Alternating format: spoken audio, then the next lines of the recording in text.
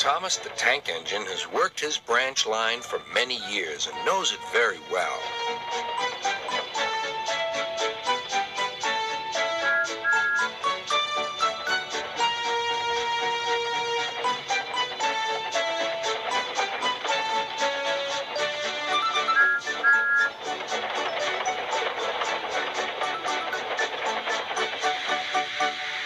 You know just where to stop, Thomas, laughed his driver. You could almost manage it without me. Thomas had become conceited.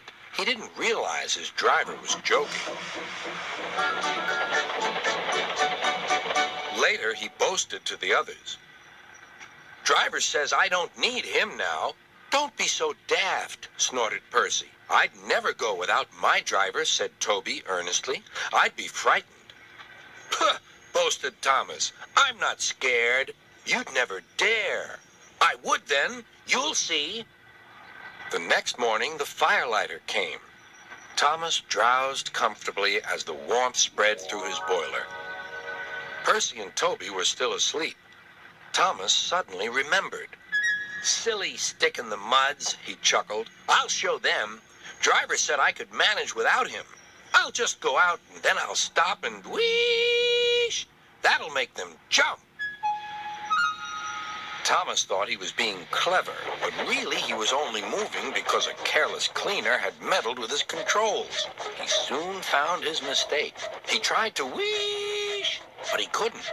He tried to stop, but he couldn't. He just kept rolling along.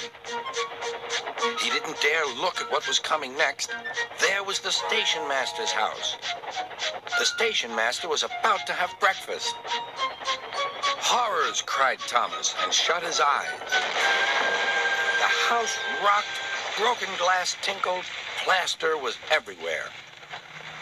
Thomas had collected a bush on his travels. He peered into the room through its leaves. He couldn't speak. The station master was furious. His wife picked up her plate. You miserable engine, she scolded. Just look what you've done to our breakfast. Now I shall have to cook some more. She banged the door. More plaster fell. This time it fell on Thomas. Thomas felt depressed. Workmen propped up the house with strong poles and laid rails through the garden. Then, the Scottish twin engines Donald and Douglas arrived.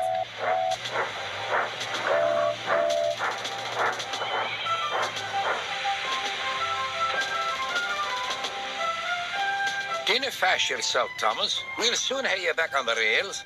They laughed.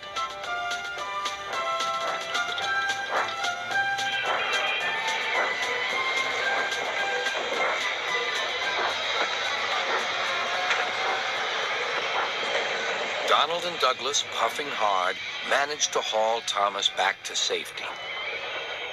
Bits of fencing, the bush, and a broken window frame festooned his front, which was badly twisted. The twins laughed and left him. Thomas was in disgrace.